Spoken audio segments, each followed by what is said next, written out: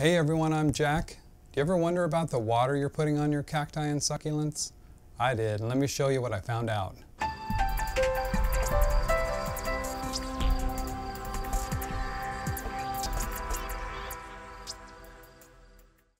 So I've been growing plants a really long time, gardens, potted plants, flowers, kind of everything since I was pretty young. I've always heard that cacti and succulents like a certain pH range in the water, and at first I never really considered it. I thought, well, you know, the water coming out of my tap is fine, you know, it should be no problem at all. And then I thought, you know what, I wonder if I should check that, because last year, 2016, the spring and through the summer and part of the fall, I had a garden outside, and everything got just yellow, dead, kind of nasty, burned, and I thought maybe it was the soil. And I sent out a sample to our local agricultural co-op, and the sample came back what I expected. The nitrogen was low, it needed to be amended with, you know, compost or some kind of fertilizer. I expected that. And so I thought, well, gosh, you know, I don't understand why everything's dying. Well, then kind of flash forward to now having cacti and succulents, and hearing that they like a specific pH, right around 6.5, somewhere in there. I thought, gosh, I wonder if it's the water that's killing everything outside. You know, the soil was okay, so maybe let me check the water. So I bought a little dropper pH kit at a local hydroponic store, which, by the way, if you can't find things in your area, hydroponic shops are the way to go. They have pots, they have nutrients, they have, you know, fertilizer, pH up and down, test kits, you name it, they have it there. And it might be a good place for you to look if you can't find something. One of the things that I had to go there for was the pots that I used, the little 3-inch square black pots. Couldn't find them anywhere in Arkansas. Couldn't really find them online. I did find those at the hydroponic store. And they're usually really nice and helpful. They'll, you know, help you figure out what nutrients you need for whatever you're growing. We actually spent 30 minutes together, the shop owner and I, talking about what nitrogen I could use for cacti and succulents. And we've narrowed it down to an organic one that I'm going to get next spring. I'm not going to fertilize now because, you know, winter's coming. So anyway, so I got the little dropper kit and I brought it home, and I checked the pH level of the water that comes out of my kitchen sink. That was a lot of the times where I would pull the water to water the plants that are on my grow rack. And I was very surprised. So 8.0 is what that came out of the tap.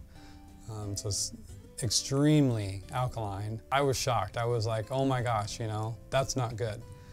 So what I did is I have a 2-gallon Igloo Cooler. A while back I used to brew beer, and part of the process of brewing beer is you steep the grains in a container called a mash tun.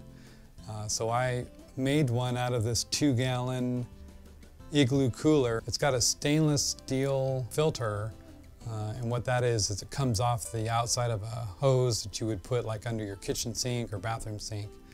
And you just take out the hose that's in the middle and you use the stainless steel. And it's got, you know, the PVC hardware on the front, you know, with a little valve on it. And so I just fill up the Igloo Cooler with 2 gallons of water, and I set in a bubbler that runs off of a fish tank pump that I keep, you know, higher than the level of water. You want to keep that aquarium pump higher than the water so that it doesn't have to work so hard to get the air into the water. If you do it reverse and put the pump down below the level of water, the pump has to work harder to get that air up into the water. So I just plug in the aquarium pump, I let it bubble in that water for 24 hours. I also can't prove this, got a theory about it though. I think that oxygenating the water kind of enhances it. I think it gives it a little extra something than non-oxygenated water. Can't prove it, just a speculation. So I bubble that for 24 hours, and then what I do is I have a bottle of pH down, and because it's only a 2-gallon Igloo, I don't need very much solution at all. And so I just take a tongue depressor and I dip it in the pH down, and I, you know, dip that into the water. I do that 2 to 3 times, kind of depending on how full I fill the 2-gallon container. and then I usually let that sit until the next time I need to water. Because at this point all my plants can go about a week without water, and they do fine. The ones inside seems like they need a little bit more than the ones outside. I don't know if that's because of the fans, because of the light drying out the plants quicker than the ones that get partial shade outside. I'm not quite sure. So 2 gallons is usually quite enough for me to water the plants, both indoors and outdoors. The ones indoors don't take a whole lot, but they do take that every week. I kind of have to keep an eye on them and water them. And then what's left in that 2-gallon container, I can generally take outside and pour that into a mason jar. And then what I do for control is I fill up the mason jar with water, and then I pour off that into a little cup. It's one of those coffee K-cup things. And I've just ripped off the top and took out the insides, and I use that because it's got a great little spout on the end, and it helps me kind of direct it where I want it to go. And it also, being a small size like that, I can, carefully water the cacti outside and the succulents and not worry about over watering them if I were to use the mason jar and tip it over and have that water blast into the pot and flood the plant. So this way I can control it. And I usually have quite enough to water everything. I'm pretty convinced all the water I was giving the plants was too alkaline and it was killing them.